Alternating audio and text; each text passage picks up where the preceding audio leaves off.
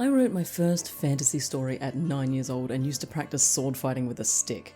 I devoured every Tamora Pierce novel I could get my hands on and eventually published a best-selling book in the genre. I like medieval stuff. So when offered the chance to get all up in the business of today's game, I jumped at it. Going Medieval styles itself as a sandbox base builder in the wilderness of the mid-11th century. Design a fortress and accompanying town while managing the needs of your named settlers and fending off frequent raids and events.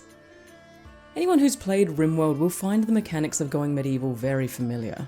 We can draft our settlers in times of need, we assign jobs in order of priority, and the population grows through world events instead of procreation. The UI is clean and informative, and having the populace as a list down the left side of the screen with their equipped armour, weapon and current task makes for smooth operation of the town. The villagers operate off a schedule, collect resources, and have specific personality traits that lend themselves to different tasks. They're also pre-named and live long enough for you to become attached to them, which makes me genuinely nervous and fearful during raids, and encourages me to equip the villagers with weapons and armour while building defences in the hopes of giving them the edge in battle. Building is really simple in this game to the point where even I could figure out roofs. The map comes in layers, encouraging below ground storage for food and perishables, plus mining for limestone and clay to build better fortifications. To research better tech, your villagers can write books at the research table in their downtime to stockpile the chronicles necessary for higher learning.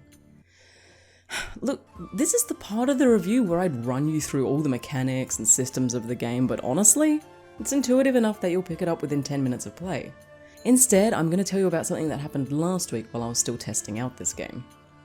I start work at 8 AM every day. Most days I get up, have a coffee, slouch into the office. But on day 2 of trying out Going Medieval, I woke up at 6:30 AM and shot up out of bed to switch on the PC. This game carries the same vibe as all the management games from my youth.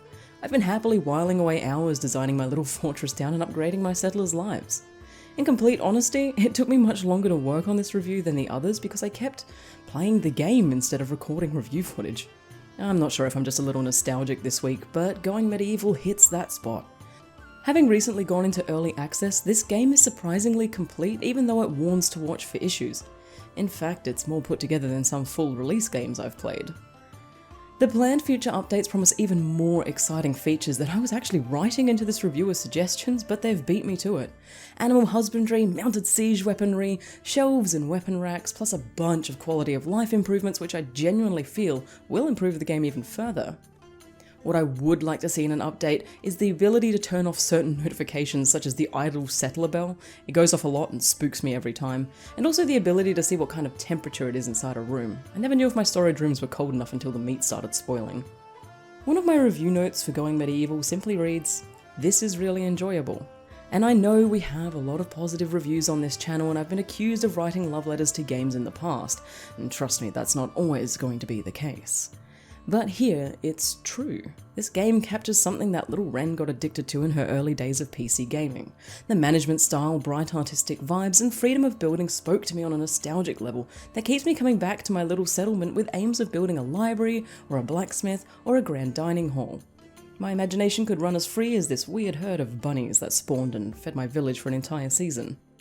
So if you feel like designing a little medieval fortress town of your own, I recommend picking up your horse and cart and heading on down to market to grab this game ASAP. Big thanks to the devs for letting me have a look at this one early on and providing a key, and as always to my gorgeous Patreons, with extra big thanks to Ben, Foxy, Kate, Butter and Madness, Red Talon and Zardu. If you'd like to become a Patreon, I've chucked a link in the description below, or if you'd like to come and say hi, I stream on Twitch at twitch.tv/ReneeSky on Mondays, Wednesdays and Saturdays. I'd love to know what you think of this game, so feel free to like and subscribe and comment and all that good stuff that helps grow the channel. But in the meantime, happy creating.